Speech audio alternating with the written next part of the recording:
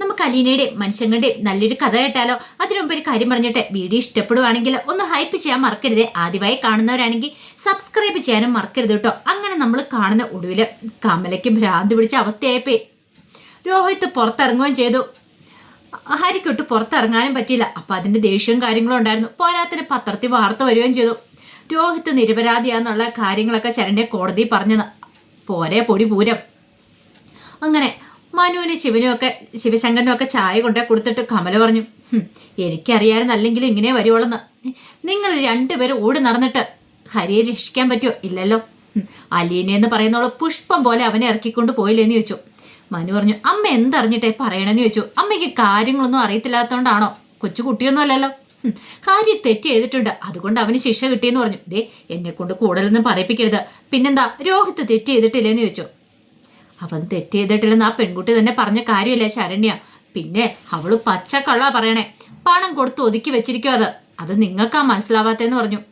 മനു പറഞ്ഞു, ദമ്മ മിണ്ടാതെ വെക്കോ, വെറുതെ കള്ളത്തരം പറയണ്ടെന്ന് പറഞ്ഞു. അങ്ങനെ പണം കൊടുത്തൊന്നും ആ പെൺകൊച്ചിനെ സ്വാധീനിക്കാൻ പറ്റുന്ന കാര്യമല്ല.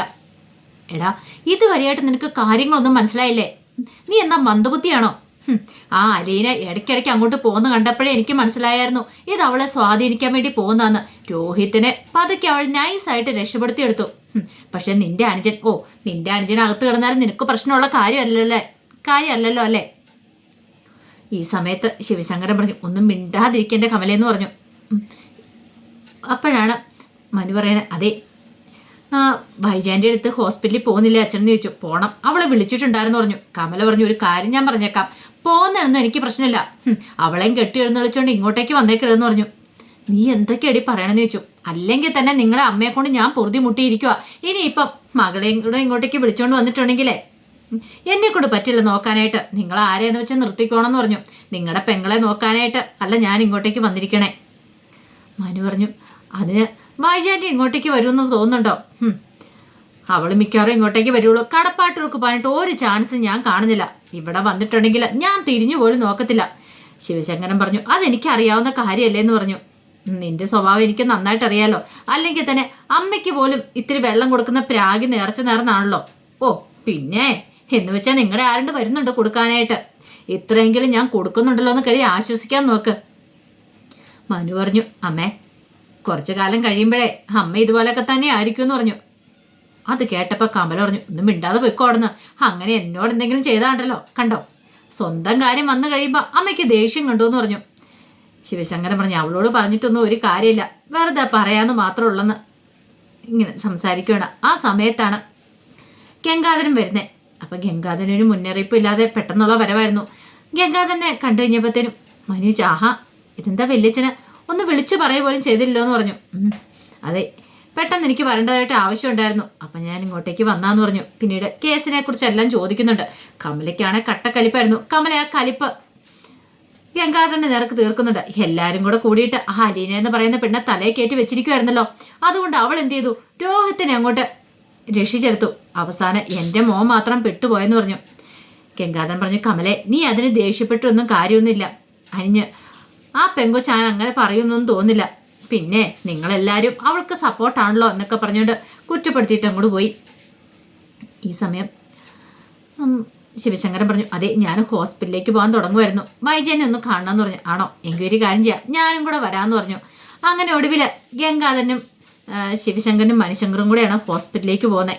അങ്ങനെ ചെന്ന് കഴിഞ്ഞപ്പോൾ വൈജയ്ക്ക് ഫിസിയോതെറാപ്പിയും കാര്യങ്ങളൊക്കെ ചെയ്ത് കഴിഞ്ഞ് വൈജ മുറിയിലിരിക്കുകയാണ്. അങ്ങനെ ആ സമയത്താണ് ഇവരങ്ങോട്ട് ചെല്ലുന്നത്. ഇവരെ കണ്ടു കഴിഞ്ഞപ്പോഴത്തേനും വൈജയ്ക്ക് ഒരു സമാധാന സന്തോഷമൊക്കെ ആയി. വൈജ പിന്നീട് വിശേഷങ്ങളൊക്കെ ചോദിക്കുന്നുണ്ട് ഗംഗാധരനോടൊക്കെ. അതിനുശേഷം പറഞ്ഞു, എനിക്കറിയായിരുന്നു എൻ്റെ മോൻ ഒരു തെറ്റും ചെയ്യില്ലെന്ന്. രോഹിത് അവനല്ലെങ്കിലും ഒരു പെങ്കൊച്ചിനെ പീഡിപ്പിക്കാനൊന്നും പറ്റില്ല. വൈകിയാണെങ്കിൽ സത്യങ്ങളൊക്കെ പുറത്തു വന്നല്ലോ എന്ന് പറഞ്ഞു. അത് കേട്ടപ്പോൾ മനു പറഞ്ഞു, അത് ആൻറ്റി അത്ര വലിയ ഇതൊന്നും പറയുമൊന്നും വേണ്ട. ആൻറ്റിയുടെ മോൻ്റെ കഴിവും കൊണ്ടൊന്നും അല്ല പുറത്തു വന്നേ, അലീനോ ഒറ്റ ഒരാളുള്ളതുകൊണ്ടാന്ന് പറഞ്ഞു. അത് കേട്ടപ്പോൾ വൈജയ്ക്ക് ദേഷ്യമായി. അതിന് മാത്രം അവൾ എന്ത് ചെയ്തു? അവൾ എൻ്റെ മോനെ രക്ഷിച്ചോന്ന് ചോദിച്ചു. അത് ആൻറ്റിക്ക് വൈകി മനസ്സിലായിക്കോളൂ എന്ന് പറഞ്ഞു. അലീന ഇല്ലായിരുന്നേ കാണായിരുന്നു. ശരണ ഒരു കാരണവശാലും സത്യങ്ങളൊന്നും കോടതി വിളിച്ചു പറയില്ലായിരുന്നു. രോഹിത് തെറ്റ് ചെയ്തിട്ടില്ല, സമ്മതിച്ചു. പക്ഷേങ്കിൽ അവനെ പുറത്തിറക്കാനായിട്ട് അലീനയാണ് പരിശ്രമിച്ചതെന്ന് പറഞ്ഞു. അപ്പോഴേക്കും വൈജി ചോദിച്ചു, എന്താ അവള് രോഗത്തിനെ രക്ഷിക്കാനായിട്ട് രോഗത്തിന് വേണ്ടിയിട്ട് ശരണ്യെ പോയി സ്വാധീനിച്ചോന്ന് ചോദിച്ചു. സ്വാധീനിക്കൊന്നും ചെയ്തിട്ടൊന്നുമില്ല, പക്ഷേ ശരണ്യെ ജീവിതത്തിലേക്ക് കൈ പിടിച്ചുകൊണ്ടുവന്ന അലീനയാണ്. അപ്പം ശരണ്യക്ക് തോന്നി സത്യങ്ങളൊക്കെ കോടതി വിളിച്ചു പറയണമെന്ന്, അതുകൊണ്ട് മാത്രമാണ്. പക്ഷെ വൈജയന്തിക്ക് അത് ഒട്ടും കൊണ്ട് ഉൾക്കൊള്ളാൻ പറ്റുന്നുണ്ടായിരുന്നില്ല. ഈ സമയം ഗംഗാധരൻ ചോദിച്ചു, നിന്റെ ഭാവി പരിപാടികളൊക്കെ എന്താ, നീ എന്ത് തീരുമാനിച്ചു? ചില കാര്യങ്ങളൊക്കെ ഞാൻ അറിഞ്ഞു, ശിവശങ്കരൻ എന്നോട് പറഞ്ഞിട്ടുണ്ടായിരുന്നു, നീ ഡിവോഴ്സിന് പോകാൻ പോവാ. അത് കേട്ടപ്പം വൈജ പറഞ്ഞു, അതെ, ഇനിയിപ്പം ഞാൻ അതുമായിട്ട് മുന്നോട്ട് നീങ്ങാൻ തീരുമാനിച്ചു. അല്ലെങ്കിലും ബാലചന്ദ്രൻ്റെ ഭാര്യയായിട്ട് ഇരിക്കുന്നതിനോട് എനിക്കൊരു താല്പര്യമില്ല എന്ന് പറഞ്ഞു. അതേ വൈജയ്, നീ വെറുതെ നിന്റെ ജീവൻ നീയായിട്ട് തല്ലിക്കെടുത്തുന്ന അതിൻ്റെ ആവശ്യമുണ്ടോയെന്ന് ചോദിച്ചു. വേണം കെങ്കേട്ട, അല്ലെങ്കിൽ എനിക്ക് പറ്റില്ല എന്ന് പറഞ്ഞു. എടി, അവസാനം നീ തന്നെ ദുഃഖിക്കേണ്ടതായിട്ട് വരും, നീ തന്നെ കരയും. ബാലചന്ദ്രൻ ഒന്നും പോവാനില്ല, നിനക്കോ പോകാനുള്ളതെന്ന് പറഞ്ഞു. ആയിക്കോട്ടെ, അല്ല നീ എന്താ ഉദ്ദേശിച്ചിരിക്കണേ? ഞാൻ വാടകയ്ക്ക് ഒരു വീട് നോക്കിയിട്ടുണ്ട്, തൽക്കാലത്തേക്ക് ഇപ്പം ഡിസ്ചാർജ് ആയി കഴിയുമ്പം കൊല്ലപ്പള്ളി വീട്ടിലേക്ക് പോകാനാന്ന് പറഞ്ഞു. അത് കേട്ടപ്പോൾ ശിവശങ്കരൻ പറഞ്ഞു, കൊല്ലപ്പള്ളിയിലേക്ക് വന്നിട്ടുണ്ടെങ്കിൽ കമലയുടെ സ്വഭാവം നിനക്കറിയാലോ, കമല നിന്നെ നോക്കും നിനക്ക് തോന്നുന്നുണ്ടോ? അതിനെ എന്നെ നോക്കേണ്ട കാര്യമില്ല, അത്യാവശ്യം ഞാൻ എഴുന്നേറ്റ് നടക്കാറായി. എഴുന്നേറ്റ് നടക്കാറായെന്ന് പറഞ്ഞിട്ട് കാര്യമില്ല, ബാക്കി നിന്റെ കാര്യങ്ങളൊക്കെ ആര് നോക്കും? അമ്മയെ നോക്കുന്ന പോലും അവള് വളരെ വിഷമിച്ച. അവിടെ വന്നിട്ടുണ്ടെങ്കിൽ നിനക്ക് സ്വസ്ഥതയോടെ സമാധാനത്തോടെ ഒരു ജീവിതം ഉണ്ടാകത്തില്ല. നീ കടപ്പാട്ടിലേക്ക് പോവുകയാണെങ്കിൽ അലീന നിന്റെ കാര്യങ്ങളൊക്കെ നല്ല ഭംഗിക്ക് നോക്കിയോളൂ എന്ന് പറഞ്ഞു. പിന്നെ അവളുടെ കാലിച്ചോട്ട് ഞാൻ പോയി കിടക്കാനായിട്ടാ. ഗംഗാധരൻ പറഞ്ഞു, വൈജയ്, നിന്റെ ഈ സ്വഭാവം ആദ്യം ഒന്ന് മാറ്റ്. നിന്റെ മകനെ രക്ഷിക്കാനായിട്ടും നിന്റെ കുടുംബത്തെ കൈപിടിച്ച് കയറ്റാനായിട്ടും അവള് മാത്രമേ ഉണ്ടായിരുന്നുള്ളൂ, എന്നിട്ടാണോ നീ അവളെ കുറ്റം പറയണമെന്ന് ചോദിച്ചു. ഇതേ ഗംഗേട്ട, അവളുടെ കാര്യം എന്നോട് പറയണ്ട, അവൾ ആ വീട്ടിലുള്ളിടത്തോളം കാലം ഞാൻ ആ വീട്ടിൽ പോയി നിൽക്കില്ല എന്ന് പറഞ്ഞു. വേണ്ട, നീ നിൽക്കണ്ട, നിന്റെ മകന്റെ അവസ്ഥ എന്താന്ന് ഇപ്പം നിനക്കറിയാവോ എന്ന് ചോദിക്കുകയാണ് ശിവശങ്കരൻ. അതെന്താ ശിവേട്ട അങ്ങനെ ചോദിച്ചേ? അപ്പോഴേക്കും മനു പറഞ്ഞു, ആൻറ്റിക്ക് അറിയത്തില്ലാത്തതുകൊണ്ടാ, രോഹിത്തിന് നല്ല മാറ്റമുണ്ട്, പഴയതുപോലെ ഒന്നുമല്ല. രോഹിത്തിനെ ജീവിതത്തിലേക്ക് തിരികെ കൊണ്ടുവരണമെങ്കിൽ ആൻറ്റിയൊക്കെ നന്നായിട്ട് പ്രയത്നിക്കേണ്ടതായിട്ട് വരുമെന്ന് പറഞ്ഞു. കഴിഞ്ഞ ദിവസം ഞാൻ അവിടെ ചെന്നപ്പോൾ ഭവിതയ്ക്ക് എന്നോട് പറഞ്ഞ കാര്യങ്ങളാ. ആൻറ്റി ഉദ്ദേശിക്കുന്ന പോലെയല്ല. ആൻറ്റി മൂട്ടിലെ പൊടിയും തട്ടി വേറെ വാടകയ്ക്ക് വീടെടുത്ത് പോയിട്ടുണ്ടെങ്കിലേ ഒടുവിൽ മോൻ്റെ ജീവിതം നശിച്ചു പോകുന്ന ആൻറ്റിക്ക് കണ്ടതായിട്ട് വരും. എന്താ അങ്ങനെ വേണോന്ന് ചോദിച്ചു. വൈജയ്ക്ക് എന്ത് ചെയ്യണമെന്ന് അറിയില്ല. അപ്പോഴേക്കും ഗംഗാധരൻ പറഞ്ഞു, വൈജയ്, തൽക്കാലത്തേക്ക് നീ കടപ്പാട്ടിൽ പോയി നിൽക്കുക, പിന്നത്തെ കാര്യം പിന്നെയല്ലേ, എന്താന്ന് വെച്ചാൽ നമുക്ക് തീരുമാനിക്കാം. രോഹിത് ഒന്ന് ജീവിതത്തിലേക്ക് മടങ്ങി വന്നോട്ടെ, അതിനുശേഷം മതി നിന്റെ ഈ തീരുമാനങ്ങൾ എന്നൊക്കെ എന്ന് പറഞ്ഞു. വൈജയ്ക്ക് ഒട്ടും അത് അംഗീകരിക്കാൻ പറ്റുന്നുണ്ടായിരുന്നില്ല. എന്നാലും എല്ലാവരും കൂടെ നിർബന്ധിച്ച് കഴിഞ്ഞപ്പോൾ പിന്നെ എന്ത് ചെയ്യണമെന്ന് അറിയണ്ടായിരുന്നില്ല.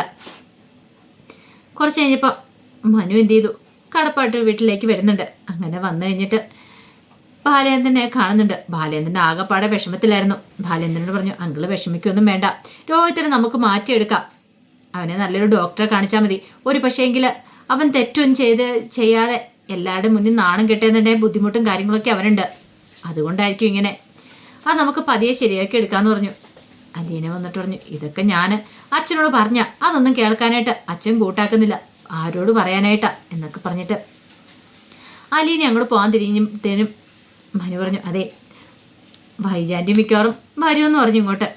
ഇങ്ങോട്ടേക്ക് വരുമോ? അതെ, വരാനുള്ള ചാൻസ് കാണുന്നുണ്ട്, മിക്കവാറും ഇങ്ങോട്ടേക്ക് വരുമെന്ന് പറഞ്ഞു. അത് കേട്ടപ്പം അലീനയ്ക്കൊരു സന്തോഷമായി. കാരണം ഒരു പക്ഷേങ്കിൽ അമ്മ ഇങ്ങോട്ടേക്ക് വന്നില്ലെങ്കിൽ വേറെ അങ്ങോട്ടെല്ലാം പോകുന്നെങ്കിൽ താൻ ഇവിടുന്ന് മാറണമെന്ന് കരുതി ഇരിക്കുമായിരുന്നു. എന്നാൽ അങ്ങനെ സംഭവിച്ചിട്ടൊന്നും ഇല്ലല്ലോ. വരുവാണെങ്കിൽ നല്ല കാര്യം തന്നെ. ഈ സമയത്ത് ഇങ്ങോട്ടേക്ക് വരണം, കാരണം രോഹിത്തിൻ്റെ അവസ്ഥ വളരെ മോശമായിക്കൊണ്ടിരിക്കുക. അമ്മയും കൂടി ഇവിടുന്ന് പോയിട്ടുണ്ടെങ്കിൽ എങ്ങനെയാവും എന്താവുമെന്നും അറിയത്തില്ല. ആ ഒരു ചിന്തയായിരുന്നു അലീനയുടെ മനസ്സിൽ. കുറച്ച് കഴിഞ്ഞപ്പോഴത്തേനും രേവതിക്കുട്ടി അലീനയെ വിളിച്ച് വിശേഷങ്ങളൊക്കെ തിരക്കുന്നുണ്ട്. ആ സമയം അലീന അവിടുത്തെ കാര്യങ്ങളൊക്കെ പറയാം. രേവതിക്കുട്ടി പറഞ്ഞു, ചേച്ചി ഒരു കാര്യം ചെയ്യാം, ചേച്ചി ഇങ്ങോട്ടെങ്ങാനും പോരെ, ഇനി അവിടെ നിൽക്കണ്ടെന്ന് പറഞ്ഞു. അതെന്താ മോളെ നീ അങ്ങനെ പറഞ്ഞേ? അല്ല ചേച്ചി അവിടെ നിന്നിട്ട് എന്താവാനാ, അവൻ അത്രയ്ക്ക് വലിയ ദേഷ്യമാണെങ്കിൽ പിന്നെ ചേച്ചി അവിടെ നിന്നുകൊണ്ട് വല്ല കാര്യമുണ്ടോ? ചേച്ചിയെ കണ്ടു കഴിയുമ്പോൾ ഒന്നുകൂടി ദേഷ്യം കൂടുതലേ ഉള്ളൂന്ന് ചോദിച്ചു. അതൊന്നും സാരമില്ല, നമ്മളിത് എത്ര കണ്ടേക്കുന്നു നിനക്കറിയാലോ. എനിക്കൊരു ആത്മവിശ്വാസമുണ്ട് അവനെ ജീവിതത്തിലേക്ക് കൊണ്ടുവരാൻ പറ്റുമെന്ന്. ശരണയെ ഞാൻ കൈപിടിച്ച് കൊണ്ടുവന്നല്ലേ, അതുപോലെ തന്നെ ഇവനെയും കൊണ്ടുവരാൻ പറ്റുമെന്ന എൻ്റെ വിശ്വാസം എന്നൊക്കെ അലീന രേവതിക്കുട്ടിയോട് പറയണം. അപ്പം അതിൻ്റെ വിശേഷങ്ങളൊക്കെയാണ് നമ്മൾ കാണാൻ പോകുന്നത്. ഇതിൻ്റെ ബാക്കി വിശേഷങ്ങളുമായിട്ട് നാളെ വരാട്ടോ. ഒരു കാര്യം ഉറപ്പാണ്, അലീന അത്ര ആത്മവിശ്വാസത്തോടെ പറയുന്നുണ്ടെങ്കിൽ അലീനയ്ക്ക് അവൻ്റെ ജീവിതത്തിലേക്ക് കൊണ്ടുവരാൻ പറ്റും. അത് മാത്രമല്ല ഒടുവിൽ വൈജയന്തി കടപ്പാട്ട് വീട്ടിലേക്ക് തന്നെ വരും, അല്ലാതെ എങ്ങോട്ട് പോകാനായിട്ടാണ്. അപ്പോൾ ആ വിശേഷങ്ങൾക്കായി നമുക്ക് എല്ലാവർക്കും കാത്തിരിക്കാട്ടോ. ഒരിക്കൽ കൂടി എല്ലാവർക്കും ശുഭരാത്രി നേർന്നുകൊണ്ട് നിർത്തുന്നു. നന്ദി.